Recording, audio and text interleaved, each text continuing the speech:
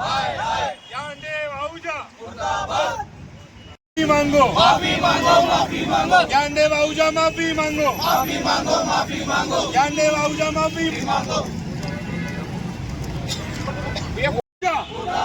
Gyandev Ahuja BJP, BJP, BJP, BJP. Gyandev BJP, BJP, BJP, आने दो। मुर्दाबाद ज्ञानदेव आहूजा, मुर्दाबाद BJP, BJP, BJP, Gyandev Ahuja, Gyandev Ahuja, Gyandev Ahuja, Gyandev Ahuja.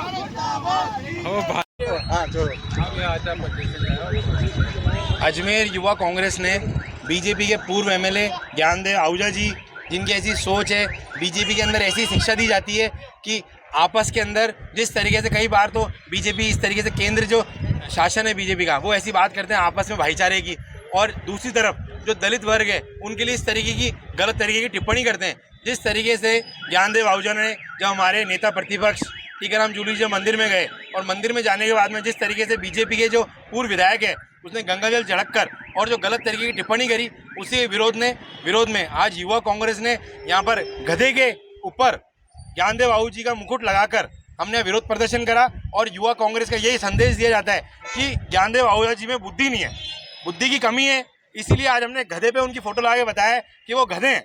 तो इसी तरीके से जो गधा होता है, जिनमें बुद्धि नहीं होती, वो इस तरीके की बातें करते हैं। तो युवा कांग्रेस की मांग है वो समक्ष मीडिया के सामने आकर और माफ़ी मांगे, नेता प्रतिपक्ष टीकाराम जूली से माफ़ी मांगे, अन्यथा युवा कांग्रेस और विरोध प्रदर्शन करेगी, जिसकी जिम्मेदारी बीजेपी की होगी।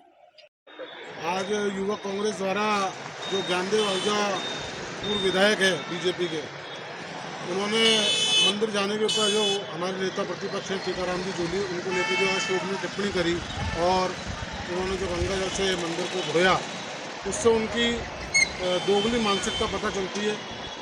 ये लोग वो लोग हैं जो संविधान को ही नहीं मानते, और ये सर्वविदित है बीजेपी के अंदर ऐसे दो मुंह वाले चेहरे बहुत सारे हैं। हमारी ये मांग है कि वो सार्वजनिक रूप से माफ़ी मांगे नेता प्रतिपक्ष से, नहीं तो कभी भी उनका अजमेर के अंदर कोई प्रोग्राम हुआ तो यहाँ पे युवा कांग्रेस उनका पुरजोर विरोध करेगी। लोकेश शर्मा।